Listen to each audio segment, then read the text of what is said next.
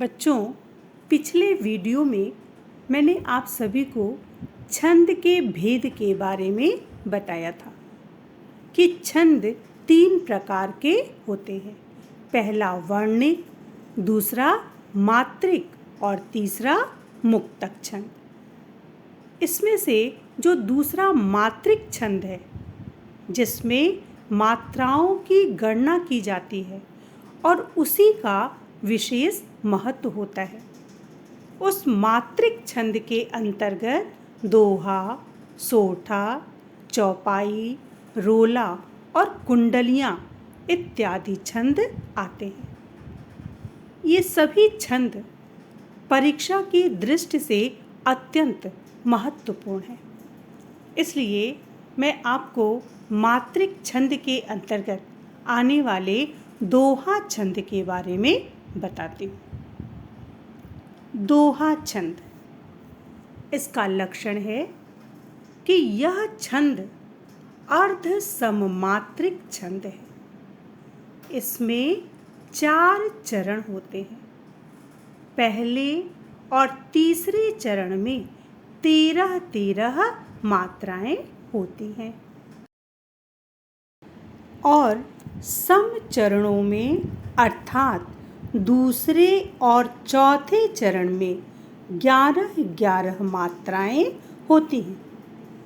चरण के अंत में लघु वर्ण का होना अनिवार्य है, यानी दोहा छंद में पहले और तीसरे चरण में 13 मात्राएं होती हैं और दूसरे और चौथे चरण में 11 मात्राएं होती हैं।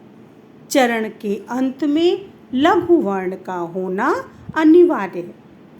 दोहा छंद में कुल 48 मात्राएं यानी 48 मात्राएं होती हैं।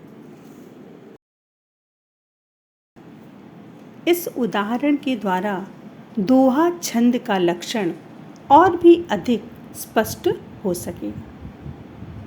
मेरी भव बाधा हरौ, राधा नागर सोई, जा तन की झाई परे, श्याम हरित दुति होई।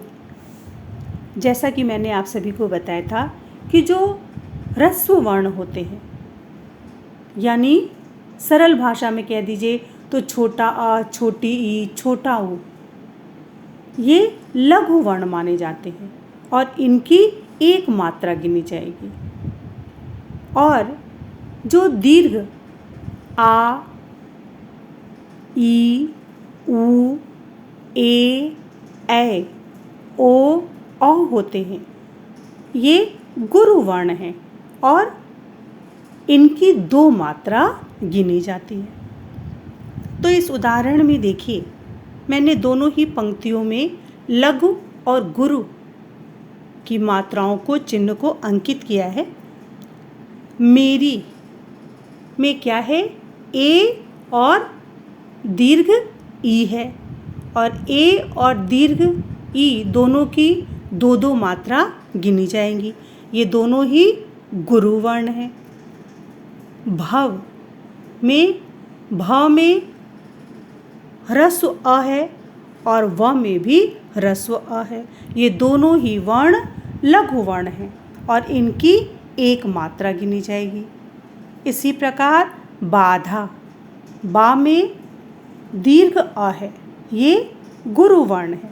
इसी प्रकार धा में दीर्घ आ है, ये गुरु वर्ण है, इसकी भी 2 मात्रा गिनी जाएगी। हरौ, हरौ में ह में ह्रस्व अ है, ये लघु वर्ण हो गया, 1 मात्रा। रौ में औ है, औ गुरु वर्ण है, इसकी 2 मात्रा होगी। इसी प्रकार राधा, राधा में रा में दीर्घ आ है, ये गुरु वर्ण है। धा में दीर्घ आ है, ये भी गुरु वर्ण है, इसकी 2 मात्रा गिनी जाएगी।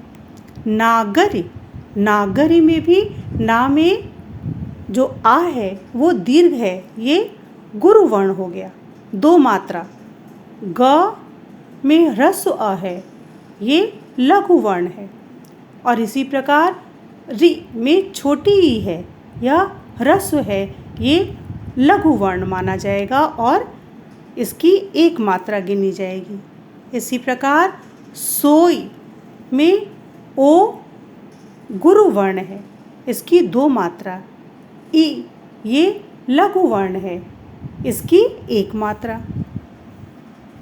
इसके बाद जा में दीर्घ आ है, ये गुरु वर्ण है, इसकी दो मात्रा। तन में त में ह्रस्व अ है और न में भी ह्रस्व अ है, इसलिए दोनों लघु वर्ण है, एक एक मात्रा है। की में दीर्घ ई है, इसकी दो मात्रा, ये गुरु वर्ण है। झाई इसमें भी दीर्घ आ है, इसकी भी मात्रा दो गिनी जाएगी और ये गुरु वर्ण है। इसी प्रकार बड़ी ई ये गुरु वर्ण है, इसकी दो मात्रा गिनी जाएगी। परे प में ह्रस्व अ है, इसलिए ये लघु वर्ण है, एक मात्रा वाला। रे में ए है, ये गुरु वर्ण है, दो मात्रा होगी। श्याम आ दीर्घ है, इसलिए ये गुरु वर्ण माना जाएगा और दो मात्रा। म में ह्रस्व अ है, ये लघु वर्ण है और एक मात्रा होगी। इसी प्रकार हरित में ह में ह्रस्व अ है, ये लघु वर्ण है, एक मात्रा होगी।